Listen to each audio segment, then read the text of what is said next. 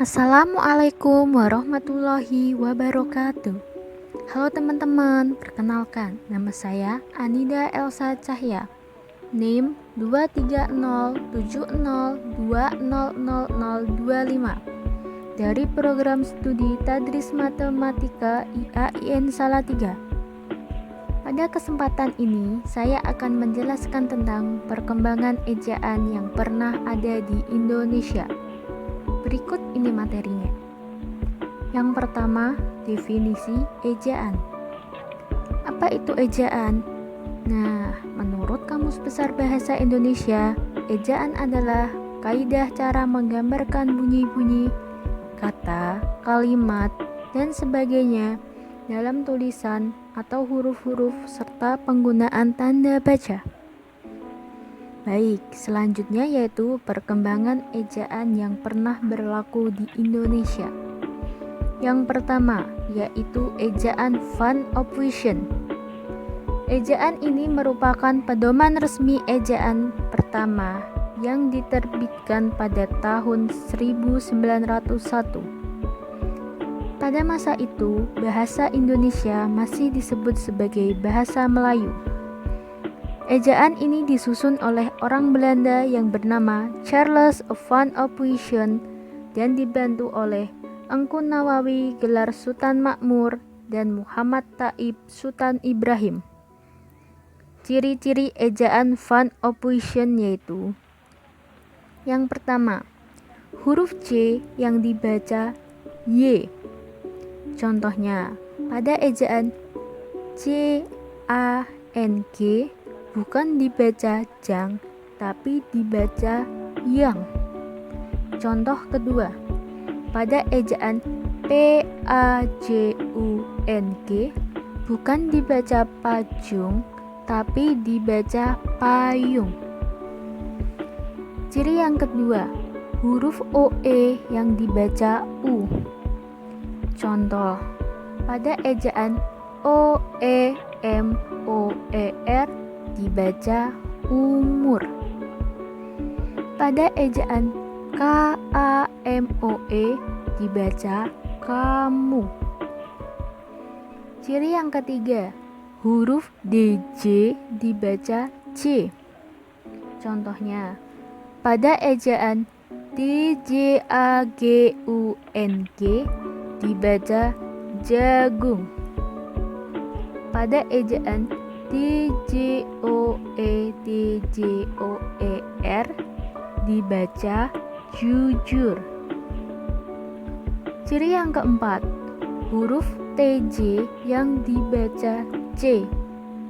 Contoh, pada ejaan TJANTIK dibaca cantik. Pada ejaan ATJAK dibaca acak.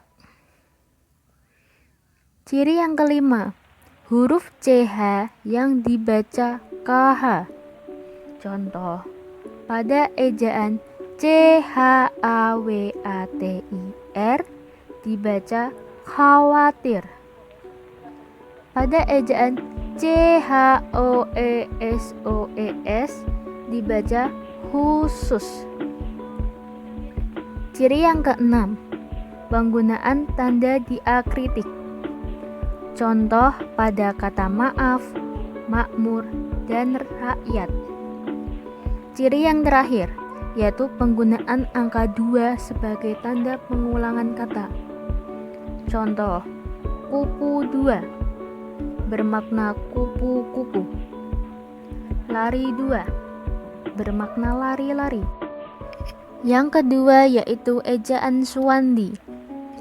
Ejaan Suwandi digunakan untuk menggantikan ejaan Van Ophuijsen setelah diresmikan pada tanggal 19 Maret 1947 berdasarkan surat keputusan Menteri Pendidikan, Pengajaran dan Kebudayaan Republik Indonesia nomor 264-BHG-A. Ejaan ini disusun oleh Mr. Raden Suwandi. Ejaan ini dikenal juga sebagai ejaan Republik. Pembaharuan yang ada pada ejaan Suwandi. Yang pertama, penggunaan diftong OE diubah menjadi U. Yang kedua, dihapusnya tanda apostrof. Tanda apostrof diubah menjadi huruf K. Contohnya seperti pada kata rakyat. Atau bisa saja tanda apostrof sama sekali tidak ditulis. Contohnya seperti pada kata maaf dan kata Jumat. Yang ketiga yaitu ejaan pembaharuan.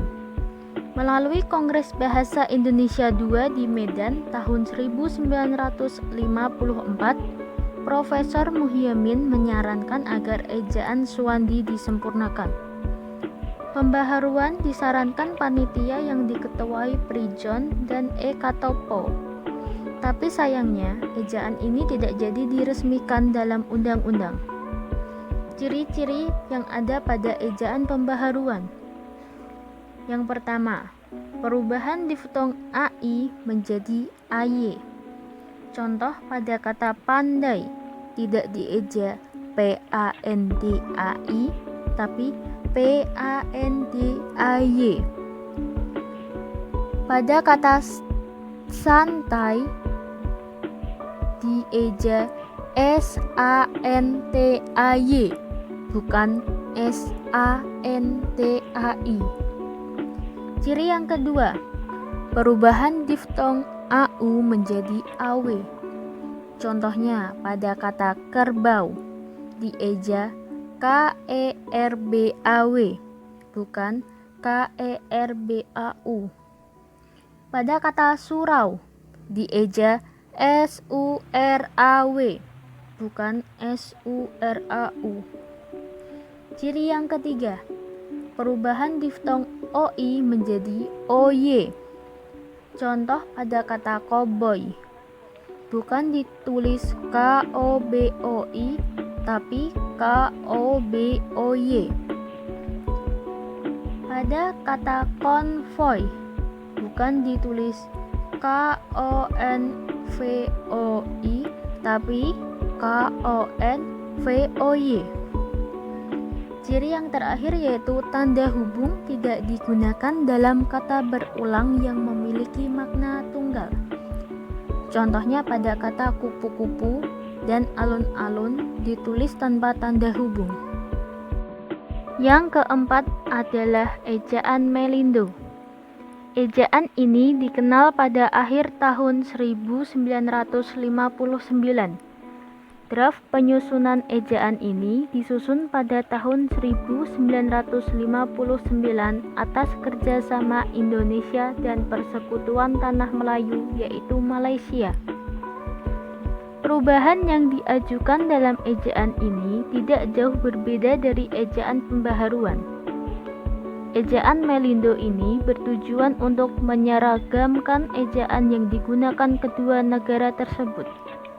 Namun, ejaan ini gagal diresmikan akibat ketegangan politik antara Indonesia dan Malaysia waktu itu. Yang kelima yaitu ejaan LBK, Lembaga Bahasa dan Kesusastraan. Pada tahun 1967 dikeluarkan ejaan LBK. Ejaan ini bisa dibilang lanjutan dari ejaan Melindo. Panitianya masih campuran antara Indonesia dan Malaysia dan dibentuk pada tahun 1967. Isinya juga tidak jauh berbeda dari ejaan yang disempurnakan, hanya ada perbedaan di beberapa kaidah saja. Beberapa ciri ejaan LBK. Yang pertama yaitu penggunaan huruf vokal dalam ejaan ini terdiri dari I, U, E, O, O, dan A. Yang kedua, beberapa istilah asing mulai diserap. Misalnya, istilah ekstra, kalbu, dan gerilya. Ejaan yang keenam yaitu EYD, ejaan yang disempurnakan.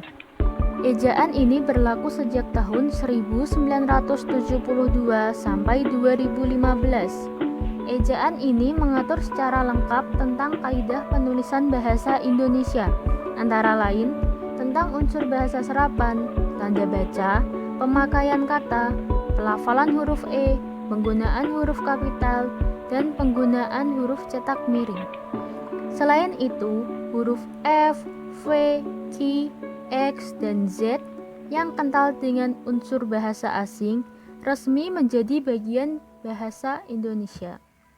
Beberapa ciri EYD, misalnya, yang pertama, kata ulang ditulis dengan tanda hubung, misalnya pada kata laki-laki, kupu-kupu, dan alun-alun. Yang kedua, kata majemuk ditulis tanpa tanda hubung, misalnya kata duta besar dan kata tata usaha. Yang ketiga, gabungan kata yang dianggap satu kata atau senyawa ditulis serangkai, misalnya kata matahari. Yang keempat, kata ganti ku, mu, kau, dan nya ditulis serangkai dengan kata yang diikutinya, misalnya pada kata bukumu. Katamu ditulis serangkai dengan kata buku tanpa spasi. Yang kelima, partikel pun terpisah dari kata yang mendahuluinya, kecuali sudah menjadi kelompok kata. Yang keenam atau yang terakhir, kata si dan sang dipisahkan dari kata yang mengikutinya. Selanjutnya yaitu sejarah EYD. EYD telah mengalami revisi beberapa kali, misalnya pada tahun 1987 dan pada tahun 2009.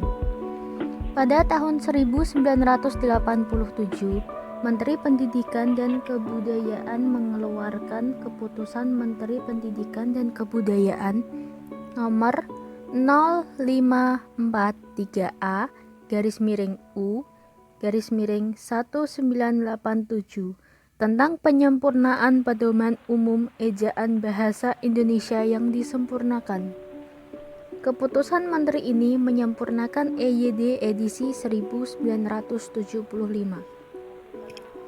Pada tahun 2009, Menteri Pendidikan Nasional mengeluarkan Peraturan Menteri Pendidikan Nasional Nomor 46 Tahun 2009 tentang Pedoman Umum Ejaan Bahasa Indonesia yang disempurnakan.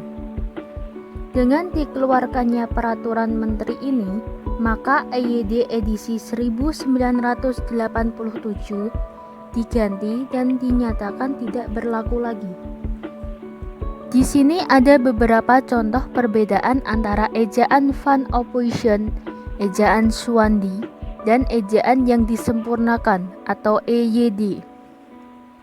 Ejaan yang terakhir yaitu Ejaan Bahasa Indonesia atau EBI.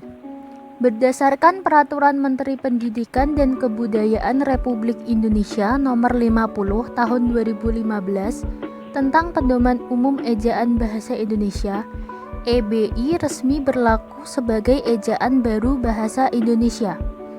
Latar belakang diresmikan ejaan baru ini adalah karena perkembangan pengetahuan, teknologi, dan seni, sehingga pemakaian bahasa Indonesia semakin luas.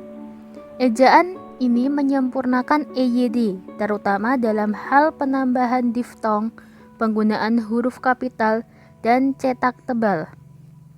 Ciri-ciri ejaan bahasa Indonesia atau EBI.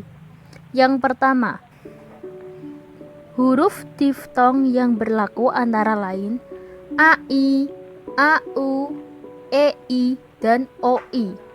Yang kedua, lafal huruf E menjadi 3 jenis. Yang ketiga, huruf kapital pada nama julukan seseorang.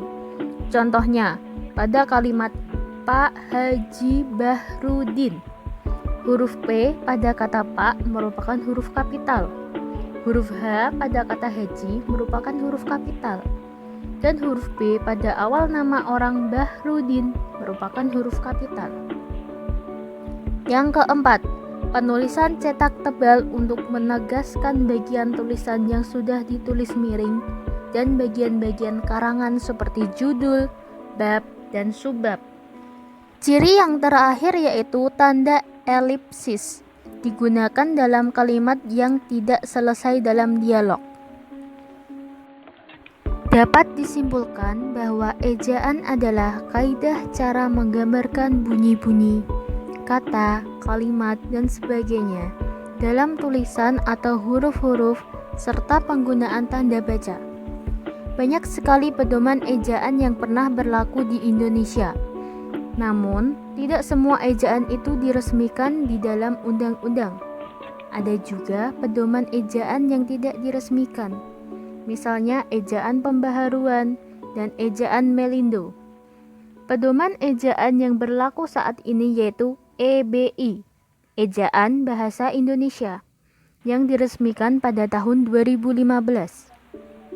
Sekian dari saya. Apabila ada kekurangan dalam penyampaian materi dan ada kata-kata yang kurang berkenan, saya mohon maaf. Terima kasih. Wassalamualaikum warahmatullahi wabarakatuh.